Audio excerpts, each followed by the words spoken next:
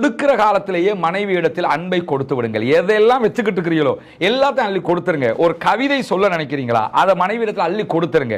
ஒரு நல்லதை சொல்ல நினைக்கிறீங்களா, அதை எடுத்து சொல்லிருங்க. நீ ரொம்ப அழகா இருக்கிறம்மா சொல்ல நினைக்கிறீங்களா, மனசுக்குள்ள வச்சுக்கிறாதீங்க, அப்படியே எடுத்து கொடுத்துருங்க. ஏன்னா நமக்கு முன்னாடி மனைவி அல்லது உங்களுக்கு முன்னால் கணவர் மரணித்து விட்டார் என்று சொன்னால் இதையெல்லாம் என்னால் கொடுக்க முடியாமல் போய்விட்டது என்று நினைக்கிற அந்த தருணம் யாருடைய ஆறுதலும் உங்களிடத்தில் செல்லுபடியற்றதாகிவிடும். ஏன்னா ரசூலுல்லாஹி ஸல்லல்லாஹு அலைஹி வஸல்லம் அவங்க சொல்றாங்க, ஆசைகளை தகர்க்கக்கூடிய மரணத்தை அடிக்கடி நினைத்துக் கொள்ளுங்கள். கணவனை இழந்த பெண்களை பற்றி மட்டும்தான் பல நேரங்களில் பார்ப்போம். விடோஸ் எத்தனை பேர் இருக்கிறாங்க, விடோஸ் எப்படி கஷ்டப்படுறாங்க, விடோஸ் எப்படின்னு. ஆனா என்ன கேட்டா மிகப்பெரிய கொடுமைகள்ல ஒண்ணு என்ன தெரியுமா, கணவனை இழந்த பெண்கள் படுகிற கஷ்டத்தை நம்ம புரிஞ்சுக்கிற அதே அளவுக்கு மனைவியை இழந்த கணவனுடைய தவிப்பை நம்ம புரியாம இருக்கிறோம்.